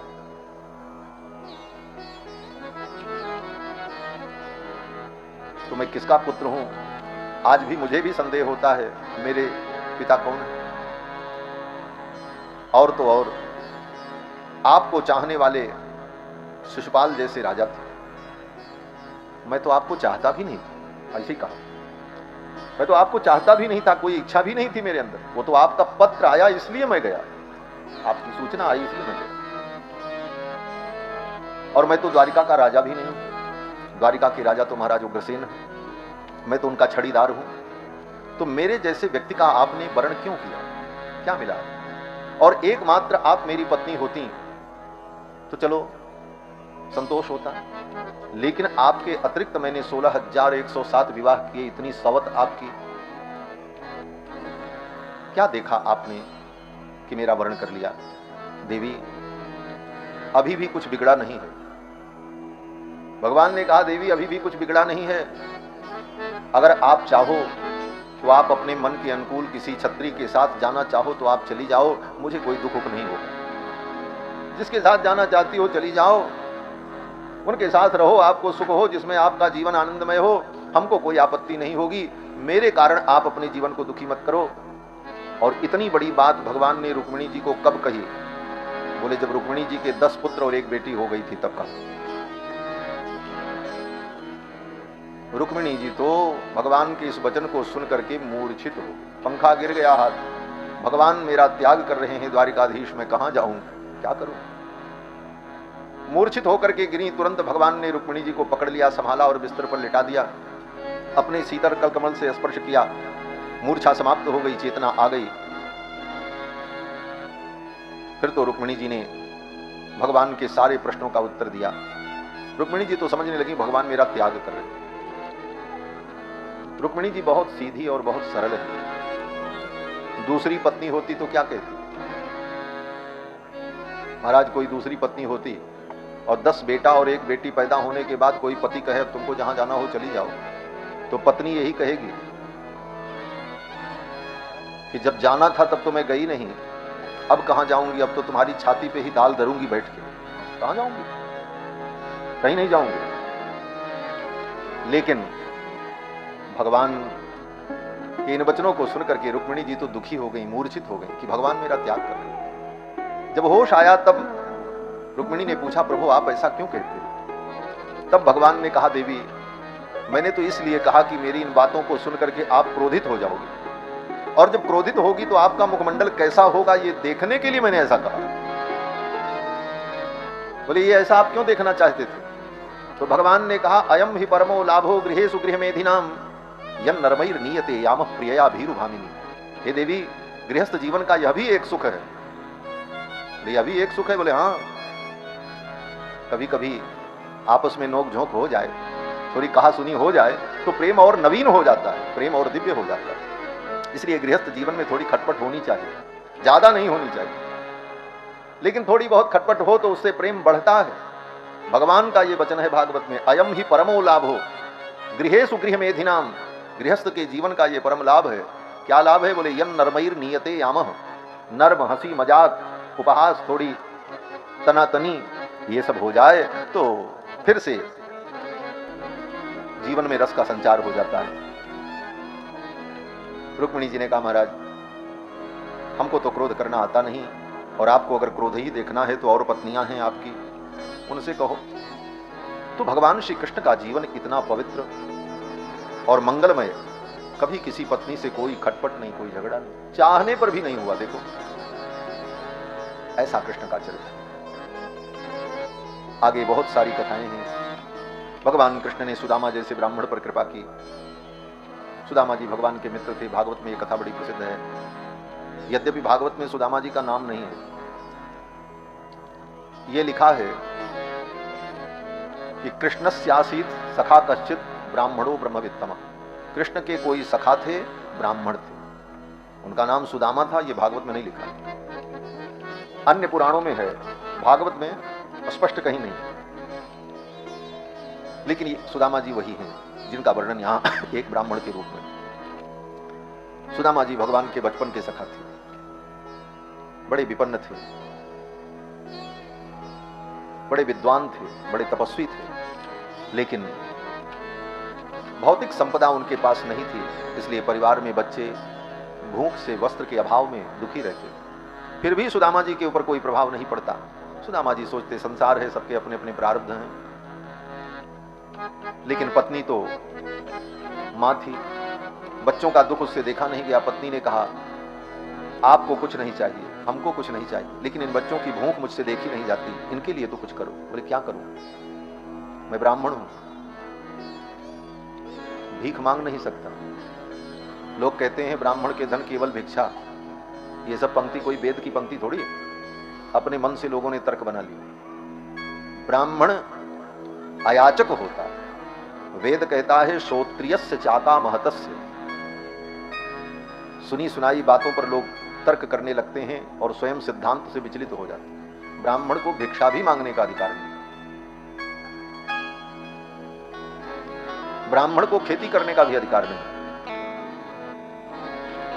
जो ब्राह्मण खेती करता है उस ब्राह्मण को निंदित माना गया है शास्त्र में। वो राज्य भी नहीं कर सकता, राजा भी नहीं बन सकता, व्यापार भी नहीं कर सकता, किसी की नौकरी भी करने के लिए मनाही है, वो नौकरी भी नहीं कर सकता। ब्राह्मण केवल 6 कर्म करे, यज्ञ करे, यज्ञ कराए, विद्या अध्ययन करे और विद्या अध्यापन कराए, और दान ले और दान दे। बिना मांगे कोई दान दे दे तो उसको ले ले, लेकिन वो भी दान करे समय आने पर। ये नहीं है कि केवल लेता ही रहे, ब्राह्मण भी दान करे, वो किसी दूसरे श्रेष्ठ ब्राह्मण को दान करे। तो अध्यापन, अध्ययन, यजन, याजन, दान और प्रतिग्रह, ये 6 धर्म ब्राह्मण के षटकर्म कहे गए। तो ब्राह्मण अध्यापन करे, लेकिन अध्यापन में भी प्रतिबंध है कि जो ब्राह्मण पढ़ाने के बदले में फीस ले, पैसा ले, वो ब्राह्मण पतित होता है। उसको भृतकाध्यापक कहते हैं। भृतकाध्यापन का प्रायश्चित लिखा है मनु जी ने, मनुस्मृति में। जो अध्यापन करके किसी बच्चे को पढ़ाने के बाद उसके बदले में पैसा ले, फीस ले, उसको पाप माना गया है हमारे। अब बताओ वो कैसे जिए ब्राह्मण? खेती कर नहीं सकता, व्यापार कर नहीं सकता, राजा बन नहीं सकता, नौकरी कर नहीं सकता, भीख मांग नहीं सकता, तो कैसे जिए? इसीलिए शास्त्र ने कहा कि जो धर्म की रक्षा के लिए, शास्त्र की रक्षा के लिए, स्वाध्याय के लिए अपने जीवन को समर्पित किया, ऐसे ब्राह्मणों के जीवन की रक्षा करना अन्य 3 वर्गों का कर्तव्य है। क्षत्रिय, वैश्य, शूद्र, इन 3 वर्ण के लोग उस ब्राह्मण का जीवन कैसे चले, उसको रोटी कैसे मिले, ये व्यवस्था उनको करनी चाहिए। क्योंकि वो सबके कल्याण के लिए धर्म का चिंतन, धर्म का रक्षण, वेदादि शास्त्रों का अध्ययन, अध्यापन करता है, तभी ये धर्म सुरक्षित है। आज कहीं भी इस धरती पर वेद सुरक्षित है, रामायण सुरक्षित है, शास्त्र सुरक्षित है, तो किसके कारण सुरक्षित है? कौन पढ़ता है? कितने लोग पढ़ करके उसकी परंपरा का निर्वाह कर रहे हैं? अन्य लोग। ब्राह्मण ही आज तक इन सारे तत्वों को, इन ग्रंथों को जीवंत बनाए हुए हैं। चाहे जिस परिस्थिति में, वह भी परिस्थिति ब्राह्मणों ने देखा है जब बौद्धों के काल में, अशोक के काल में ब्राह्मणों को कोल्हू में डाल करके पेर दिया जाता है। जो ब्राह्मण वेद पढ़े उस बच्चे को, बटुक ब्रह्मचारी को, बौद्धों के काल में कोल्हू में उसका सिर डाल करके चला दिया जाता है, क्योंकि बौद्ध लोग वेद विरोधी थे। वेद नष्ट हो जाए, सनातन धर्म नष्ट हो जाए, इसलिए राजसत्ता का बल पा करके बौद्धों ने इतना सब अन्याय किया। लेकिन उस काल में भी जंगल में छिप छिप करके, रह करके उन वेद की ऋचाओं को पढ़ करके, जब ग्रंथ नहीं हुआ करते थे, लिपि नहीं थी, लिपि तो थी लेकिन पुस्तकें नहीं होती थी, कागज नहीं था, न इतने संसाधन थे, उस काल में भी इस परंपरा को हजारों वर्षों से अक्षुण्ण बनाए रखे। यह योगदान ब्राह्मण का। बंधुओं, ब्राह्मण का जीवन बहुत त्यागमय होता है, और जिस ब्राह्मण का जीवन त्यागमय होता है वो सदा सम्मान को ही प्राप्त करता है। जिस ब्राह्मण के जीवन में त्याग नहीं, जिस ब्राह्मण के जीवन में तपस्या नहीं, वो ब्राह्मण सम्मान का पात्र भी नहीं रह जाता है, उसका सम्मान भी नहीं। और त्याग और तप है तो भगवान भी उसका सम्मान करते हैं। इसीलिए भगवान का नाम है नमो ब्रह्मण्य देवाय गो ब्राह्मण हिताय च जगत हिताय कृष्णाय गोविंदाय नमो नमः। सुदामा की पत्नी ने कहा, नाथ इन बच्चों के लिए तो कुछ करो। सुदामा जी ने कहा, मैं क्या करूं, कहां जाऊं? पत्नी ने कहा, अपने मित्र द्वारिकाधीश के पास चले जाओ। बोले, मैं मांगने नहीं जाऊंगा, मैं अपने मित्र से कुछ मांगूं ये धर्म नहीं है, मैं नहीं मांगूंगा। पत्नी ने कहा, आप चले जाओ, बस वो सर्वज्ञ हैं, वो सब जानते हैं, आपको मांगना नहीं पड़ेगा, बिना मांगे वो जो दे देंगे आप स्वीकार कर लेना, आप एक बार जाओ तो उनके पास। बार बार पत्नी के कहने पर सुदामा जी तैयार हुए, फिर भी संकोच लग रहा था, कैसे जाएं कैसे जाएं, वो राजा हैं, हम तो साधारण हैं, कोई मिलने भी नहीं देगा। लेकिन मित्र को मित्र पर विश्वास, यही मैत्री है। सुदामा जी चल पड़े, पत्नी से कहा खाली हाथ जाएं, राजा के पास, गुरु के पास और मित्र के पास, जोगी के पास खाली हाथ नहीं जाना चाहिए। राजा जोगी देखना, खाली हाथ न देखना, कुछ लेके जाओ, कुछ ना हो तो एक पुष्प लेकर के जाओ। गुरु के पास भी जाओ तो खाली हाथ नहीं। बोले महाराज हमको कुछ है ही नहीं, हम क्या लेके जाएं? बोले एक फूल ले जाओ। बोले फूल भी नहीं है। तो वेद ने कहा कि जाते समय रास्ते में कोई पेड़ पड़े, सूखी लकड़ी मिल जाए तो एक दो सूखी लकड़ी ही हाथ में ले लो और लेकर के जाओ। समित पाणी ही श्रोत्रियम ब्रह्मनिष्ठम गुरुम अभिगच्छेत, ये वेद कहता है। हाथ में समिधा लेकर के चले जाओ, खाली हाथ मत जाओ। सुदामा जी ने सोचा भगवान के पास जाना है, द्वारिकाधीश के पास, क्या ले जाएं? पत्नी से कहा कुछ उपानयन, उपानयन माने उपहार, क्या लेकर के जाओ? पत्नी ने सोचा बड़े मुश्किल से तो तैयार हुए हैं जाने को, अब इसके चक्कर में इनकी यात्रा कैंसिल हो जाएगी। दौड़ी दौड़ी गई और पड़ोस से 4 मुट्ठी चावल मांगा। भीख नहीं मांगा, सुदामा की पत्नी ने उधार मांगा। बहन मुझे 4 मुट्ठी चावल दे दो, जब मेरे घर हो जाएगा तो मैं लौटा दूं। ये पुरानी गांव में परंपराएं रही हैं महाराज। जिसके घर में रात में आटा समाप्त हो जाए, कोई अतिथि आ जाए तो चलो पड़ोस से मांग लाओ, कल जब हमारा पिस करके आएगा गेहूं तो उतना हम नाप के पहुंचा देंगे। ये परंपराएं थी। सुदामा की पत्नी ने कहा 4 मुट्ठी चावल दे दो, मेरे यहां होगा तो मैं लौटा दूं। याचित्वा चतुरो मुष्टीन विप्रान पृथुक तंडुलान, 4 मुट्ठी चावल मांग करके लाई, पुराने कपड़े में बांध करके गठरी बना के दे दिया। बोले ले जाओ। सुदामा जी उस गठरी को कांख में दबाए चले, डंडा टेकते हुए द्वारिका पहुंचे। द्वार पर पहुंचे तो देखा अद्भुत वैभव, लेकिन भगवान के सेवक बड़े शालीन और शिष्ट हैं। किसी बड़े पद प्रतिष्ठित व्यक्ति के पास आप जाओ तो वो कितना अच्छा है और कितना बुरा है, इसका अंदाजा उसके सेवक से ही लगा लिया जाए। उसके सेवक कितने शिष्ट हैं, अगर सेवक शिष्ट है तो स्वामी भी शिष्ट होगा। उसने अपने सेवक को शिष्टता सिखाई होगी। और अगर सेवक अशिष्ट हैं, इसका मतलब वो स्वामी अशिष्ट है, उसने अपने सेवकों के आचार पर, उसके चरित्र पर, शिष्टता पर विचार नहीं किया। ये नियम। तो भगवान के सेवक बड़े शिष्ट हैं। भगवान ने अपने सेवकों को कह रखा है, कोई भी ब्राह्मण, कोई संत, कोई दुखी व्यक्ति अगर रात्रि के 12 बजे भी मुझसे मिलना चाहे तो उसे कभी मत रोकना, उसे छूट दे देना कि वो भीतर महल में प्रवेश पा ले। भगवान द्वारिकाधीश के यहाँ कोई रात के 12 बजे भी पहुंच जाए दीनहीन मलिन, तो किसी सेवक का साहस नहीं होता था कि उसे रोक दे। लोग प्रणाम करते थे, बोले पधारो। महाराज कहां मिलेंगे? बोले आप जाओ महाराज, आपको ढूंढ लेंगे। ये राजतंत्र था। आज जैसी व्यवस्था नहीं थी कि मिलने के लिए एप्लीकेशन देते रहो, दौड़ते रहो महाराज मिलेंगे, और मिलने का समय नहीं है। भगवान लोगों का दुख सुनते थे, दीन दुखियों को कभी तिरस्कृत नहीं करते। सुदामा जी जब पहुंचे तो सेवकों ने प्रणाम किया और कहा पधारो महाराज। सुदामा जी गए। एक सामान्य आज के राजा को अपने राज्य के हर जनपद और हर जगह की स्थिति का ज्ञान, खबर देने वाले गुप्तचर होते हैं।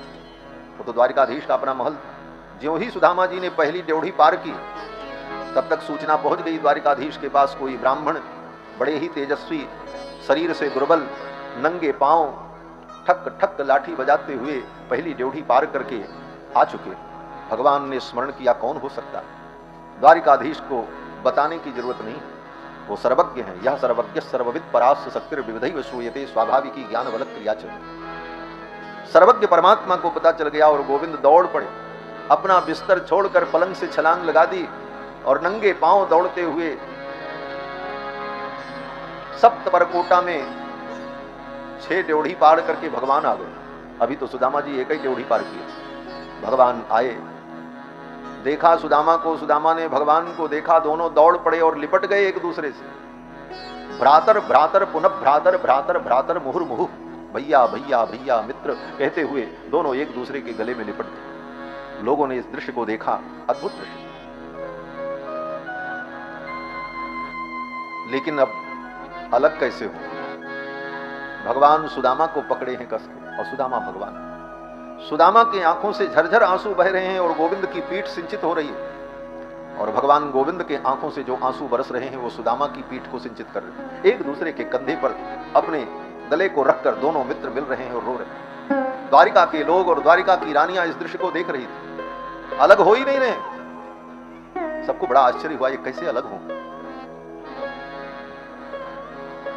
भक्तमाल के टीकाकार श्री प्रियादास जी सुदामा जी के चरित्र में एक बड़ा अद्भुत भाव लिखते हैं, जो भाव बड़ा ही मार्मिक है। प्रियादास जी कहते हैं, क्या पढ़ते हैं? आई दुबराई ताते मिलन छुड़ाई ताते, आई दुबराई सूदी मिलन छुड़ाई ताते, आने जल रानी पग धोए भाग जागे है, आने जल रानी पग धोए भाग जागे है।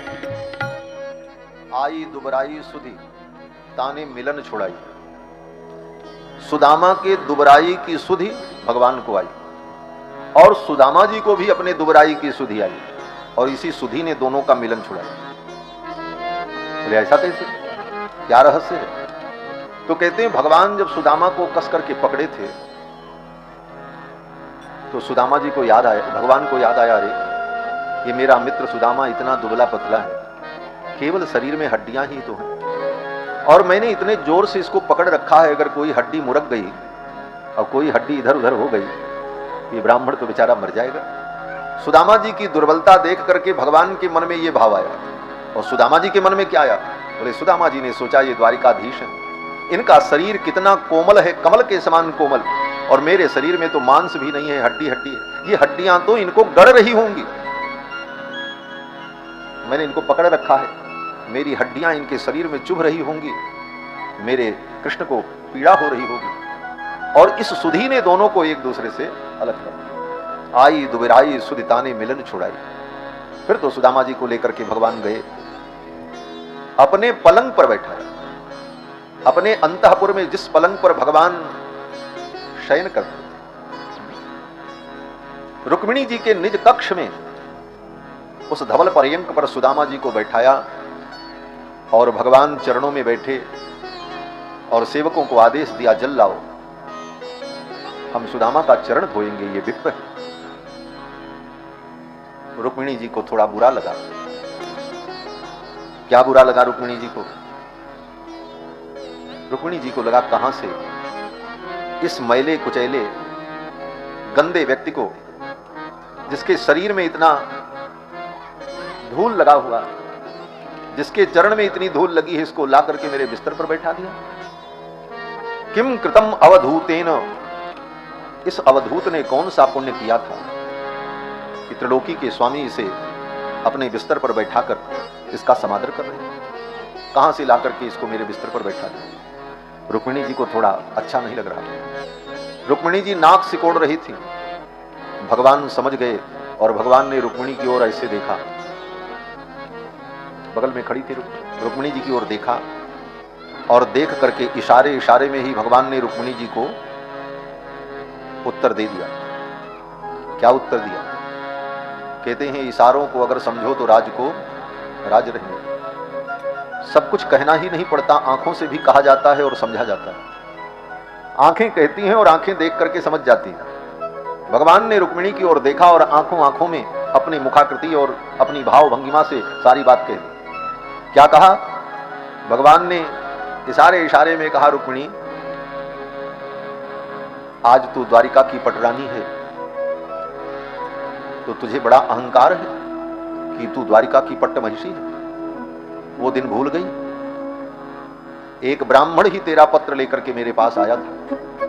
तेरे भाई को पता चल जाता तो उस ब्राह्मण के टुकड़े टुकड़े हो जाते, लेकिन उस ब्राह्मण ने अपनी जान की बाजी लगा करके तुम्हारा पत्र मुझ तक पहुंचाया। उस ब्राह्मण की कृपा से तुम आज तो तुम्हें द्वारिका की पटरानी होने का अहंकार है। रुक्मिणी जी समझ गई, ये ब्रह्मण्य देव है। नमो ब्रह्मण्य देवाय गो ब्राह्मण हिताय च जगद्धिताय कृष्णाय गोविंदाय नमो नमः। फिर तो रुक्मिणी जी को पश्चाताप हुआ और स्वयं दौड़ करके जा गई और जल लेकर के आई, थाली लाई और दौड़ दौड़ करके एक एक वस्तु ला करके देने लगी। और भगवान ने सुदामा जी का चरण धोया। उस गृहस्थ का घर पवित्र हो जाता है जिसके दरवाजे पर ब्राह्मण ऋषि मुनि महात्माओं के चरण धुले जाते हैं। और जिसके दरवाजे पर ऋषि मुनि महात्मा संत ब्राह्मण का चरण नहीं धुला गया, बोले उसका घर शमशान है। न विप्रपादोदक कर्दमानी शमशान तुल्यानि गृहाणि तस्य, उसका घर तो शमशान के समान है। शमशान के समान क्यों है? बोले शमशान को मरघट कहते हैं, लेकिन वो मरघट नाम सार्थक नहीं है। क्यों सार्थक नहीं है? बोले मरने के बाद उस घाट पर लोग जाते हैं, लेकिन मरते तो घर ही में। असली मरघट तो घर ही है। वहां शमशान जो होता है वहां थोड़ी कोई मरता, वहां तो मरने के बाद ले जाया जाता, मरता तो घर में। तो जहां व्यक्ति मरे वो मरघट। तो जितने संसार में लोगों के घर हैं सब मरघट ही हैं, क्योंकि सब घर में लोग मरे हैं और मरेंगे। लेकिन वो मरघट पवित्र कैसे होगा? बोले जब ऋषि मुनि महात्मा संत द्वार पर पधारेंगे, उनका चरण धोया जाएगा, उनके चरण के जल से सिंचित होगा, तब वो मरघट पवित्र। शास्त्र कहता है न विप्रपादोदक कर्दमानी शमशान तुल्यानि गृहाणि तस्य, उसका घर शमशान के समान। भगवान ने सुदामा के चरण धोए, पूजन किया, आदर किया। फिर भगवान ने सुदामा जी से पूछा, मित्र समावृत्तेन धर्मज्ञ भार्योढ़ा सदृशी नवा। पहला प्रश्न यही पूछा भगवान ने सुदामा जी से। भैया विवाह के बाद, वो समावर्तन के बाद आप अपने घर चले गए, मैं अपने घर चला आया पढ़ करके गुरुकुल से, उसके बाद आज ही भेंट हो रही है। तो मित्र समावर्तन के बाद तुमने विवाह किया कि नहीं? और अगर विवाह किया तो तुम्हें अनुकूल भार्या प्राप्त हुई कि नहीं? यही पूछा भगवान ने सुदामा जी से। पहला प्रश्न यही मैत्री भाव है। आज भी एक साथ पढ़े हुए बच्चे बहुत दिनों बाद जब मिलते हैं तो यही पूछते हैं, यार तेरी शादी हुई कि नहीं हुई?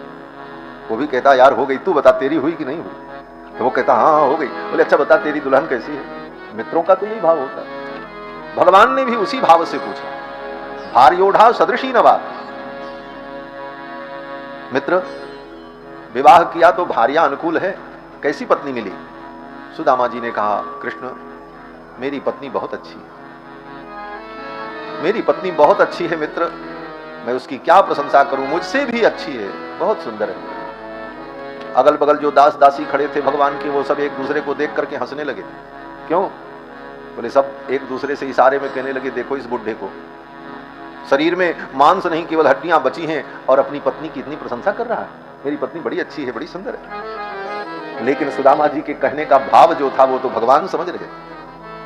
अंत में स्पष्ट कर दिया सुदामा जी ने। सुदामा जी ने कहा, मित्र मेरी पत्नी बहुत अच्छी है, बहुत सुंदर है। पूछो क्यों अच्छी है? भगवान ने पूछा क्यों अच्छी है? सुदामा जी ने कहा, मैं तो जीवन में कभी आपके चरणों में ना आ पाता, लेकिन मेरी पत्नी ने ही बार बार कह करके मुझे आपके चरणों में भेजा, इसलिए वो बहुत अच्छी है। पत्नी तो वही धर्म पत्नी है जो अपने पति को धर्म में लगा दे। पत्नी वही अच्छी है जो अपने पति को भगवान के चरणों में लगा दे। जिस पत्नी की प्रेरणा से भगवान के चरणों में पुरुष चला जाए, भक्ति करने लग जाए, वही पत्नी सबसे सुंदर पत्नी है। और जो पत्नी कहे चलो होटल तल, बोले वो पत्नी भाड़ में जाए, वो धर्म पत्नी नहीं है, वो तो राक्षसी है महाराज, तुम्हारा सर्वनाश करने के लिए आई है। चलो होटल और खोलो बोतल और चलो घूमने। पत्नी तो वो है जो बार बार अपने पति को धर्म की प्रेरणा दे, सत्य की प्रेरणा दे। इसीलिए पत्नी को धर्म पत्नी कहा जाता है, पति को धर्म पति नहीं कहा जाता। आज तक कहीं किसी शास्त्र में किसी पति को धर्मपति कहा गया हो तो बताओ। पत्नी को धर्मपत्नी कहा जाता है। क्यों? बोले धर्माय पत्नी, धर्मपत्नी, जो धर्म के लिए पत्नी है। सुदामा जी ने कहा मेरी पत्नी बहुत अच्छी है। उसी की प्रेरणा से मैं आया, और जिसकी प्रेरणा से जीव भगवान के चरणों में पहुंच जाए वह तो बहुत ही अच्छा होगा।